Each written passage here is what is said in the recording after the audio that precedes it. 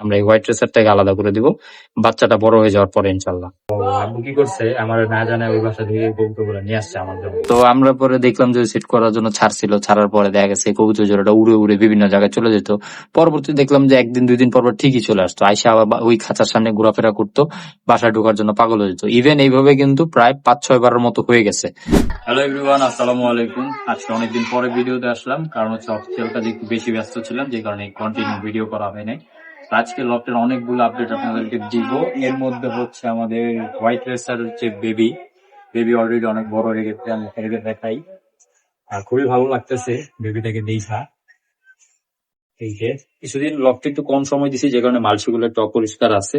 আজকে আমি মালসিগুলো ক্লিন করে ফেলবো। আর এই যে বেবি দেখেন, গ্রোথ মাশাআল্লাহ খুব ভালো হইতেছে, এবং ওর বাবা মা খুব ভালোভাবেই খাওয়াইতেছে ওকে। এই যে একদম সাদা পশম চলে আসছে, কিন্তু বাবা মায়ের মতো দেখতে হবে ইনশাল্লাহ। হ্যাঁ, ওদের অবস্থা আলহামদুলিল্লাহ ভালোই আছে। আর আমার সবগুলো কবুতরের আপডেট দিতে বলি, কবুতরগুলো আলহামদুলিল্লাহ ভালো আছে, কোনোটা ড্রপিং এ কোনো প্রবলেম নাই। আর যে বিষয়টা সেটা হচ্ছে, আমার যে মাক্সি পেয়ারের যে ডিম পাচ্ছিল, সেই ডিম গুলো এখন চেক করতে হবে যে ডিম গুলো জমছে কিনা। একটা একটা করে চেক করবো।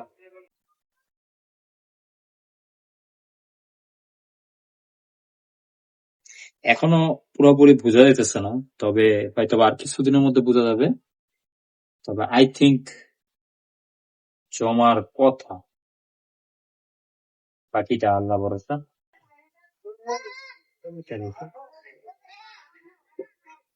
হ্যাঁ, এটাও সেম, এখনো বোঝা যাইতেছে না।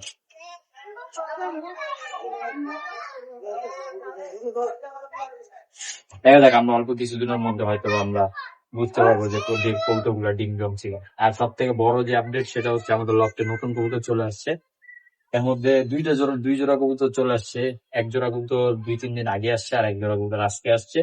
এবং আপনাদেরকে ফার্স্টে যেটা আসছে সেটা দেখাই। এটা অলরেডি আমি একটা শর্টস আপলোড করছিলাম, সেটা হচ্ছে অনেকেই দেখছেন। এটা হচ্ছে মেলটা, এটা হচ্ছে গিয়াচুল্লি কবুতর, অনেকেই চিনেন। এই যে এই কবুতর গুলোর একটা কাহিনী আছে, আমি ফিমেলটা হাতে নিয়ে দেখাই। এই হচ্ছে পেয়ারটা, এটা হচ্ছে গিয়াচুল্লি পেয়ার। এই কবুতর দুই জোড়াটার একটা কাহিনী আছে, সেটা হচ্ছে এই কবুতর জোড়াটা আমি আনি নাই। কবুতর জোড়াটার কাহিনীটা হচ্ছে, আমার মূলত আমি একটা বাসায় গেছিলাম, সেখানে আমার এক জোড়া কবুতর পছন্দ হয়েছিল, এই গিয়াচুল্লি কবুতরই। তো সেখান থেকে আমার পছন্দ করে আমি বাসায় এসে আব্বুর সাথে সেটা আলাপ করছিলাম যে আমাদের কবুতর জোড়াটা পছন্দ, আমি যদি কখনো আনি ওইখান থেকে আনবো। তো আব্বু জিজ্ঞেস করলো, কোথা থেকে দেখে আসছিস? আমাদের এলাকার মধ্যেই। তো পরে আমি বললাম এই জায়গায়।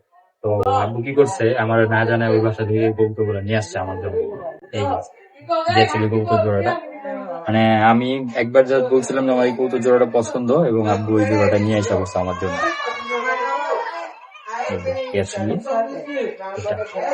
কালারিং এক জোড়া কবুতর করতে চাইছিলাম, যে কারণে আমার পছন্দ হয়েছিল। এখন দেখি বাচ্চা করি, ফ্লাই করাবো, এই কারণে এই জোড়াটা দিব। হ্যাঁ, আমার পছন্দ হয়েছে। এই হচ্ছে নটটা, নটটা দেখতে খুব সুন্দর। আর এই হচ্ছে ফিমেলটা, ফিমেলটার মাথাটা একটু ছোট, দুইটা খুবই অ্যাক্টিভ করবে, এবং ওরা নতুন জায়গায় খুব সুন্দর অ্যাডজাস্ট হয়ে গেছে, কোনো প্রবলেম নাই। ওভারঅল অল সবকিছু ওকে আছে। তো আমি মূলত রেসার আনার জন্য চিন্তা ভাবনা করছিলাম যে রেসার আনবো নতুন। রেসার আনতেছি না এই কারণে, কারণ হচ্ছে সময় পাইতেছি না রেসার আনবো। আর ভালো রেসার আনতে হইলে আমার একটু খরচ করতে হবে। তো আপাতত একটু আমি খরচটা মিনিমাইজ করতে দেখেছি, কারণ হচ্ছে যে আমার ভবিষ্যতে কিন্তু এখানে আমার একটা ধাপড়ি লাগবে। তো যেহেতু ধাপড়ি লাগবে, সেখানে একটা খরচ আছে। তো যে কারণে আমি একটু চেষ্টা করছি একটু মিনিমাইজ করার জন্য।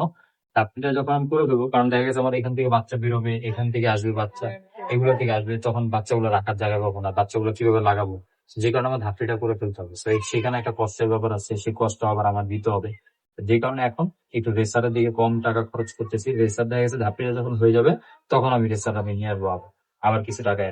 এখন আমি যেই কবুতর জোড়াটা দেখাবো, এটা হচ্ছে একজোড়া খুবই লো কোয়ালিটি গিরিবাজ, একদমই লো, গোল্লাই ধরা চলে। এই জোড়াটা আনছে হচ্ছে মূলত আব্বু, আজকে আনছে, কারণ আব্বুর গোল্লার শখ আছে। আর এই গিরিবাজটার একটা কাহিনী আছে, সেটা হচ্ছে আমাদের বাসার ভাড়াটিয়া উনি পালতো। এই কবুতর জোড়াটার ব্যাপারটা হয়েছিল যে, এই কবুতর জোড়াটা আপনার ভাড়াটিয়া যখন পালতো, উনি একদম খাঁচার মধ্যে রাখতো। তো খাঁচার মধ্যে রাখা পর্যায়ে দেখা গেছে এই কবুতর জোড়াটা আস্তে আস্তে করে উনি ছাড়ার চেষ্টা করতেছিল, মানে হচ্ছে যে উনি কবুতর জোড়াটা বাসায় লাগাবে, বাট এই ধরনের কবুতর কিন্তু সচরাচর বাসায় লাগানো যায় না, বাট এই কবুতর জোড়াটা লাগানোর চেষ্টা করছিল। তো উনি ছেড়ে এটা মানে সেট করবে এইখানে। তো আমরা পরে দেখলাম যে সেট করার জন্য ছাড়ছিল, ছাড়ার পরে দেখা গেছে কবুতর জোড়াটা উড়ে উড়ে বিভিন্ন জায়গায় চলে যেত। পরবর্তী দেখলাম যে একদিন দুই দিন পর পর ঠিকই চলে আসতো, আইসা আবার ওই খাঁচার সামনে ঘোরাফেরা করতো, বাসায় ঢোকার জন্য পাগল হয়ে যেত। ইভেন এইভাবে কিন্তু প্রায় 5-6 বারের মতো হয়ে গেছে।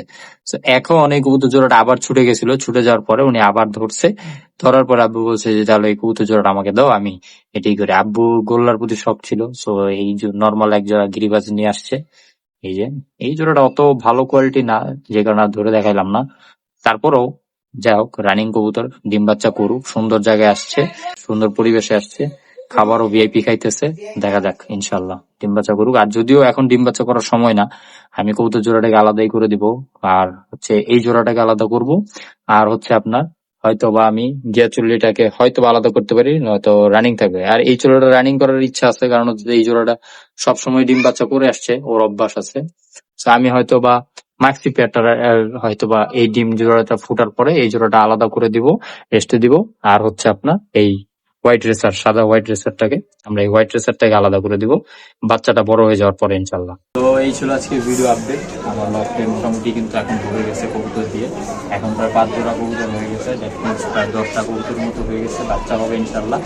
তারপরে ইনশাল্লাহ আরো ডিম দিচ্ছে, আরো হবে ইনশাল্লাহ। আর এর মধ্যে খাবার শেষ হয়ে গেছে, খাবার আনতে হবে, সেইভাবেই চলতেছে। হসপিটাল দিক মেনটেন করে, লফটের দিক মেনটেন করে এইভাবেই চলতেছি আলহামদুলিল্লাহ। এবার শীতে ইনশাল্লাহ ইচ্ছা আছে যে বাচ্চাগুলো হবে এগুলো আমরা উড়াবো। সবাই ভালো থাকেন, আসসালামু আলাইকুম।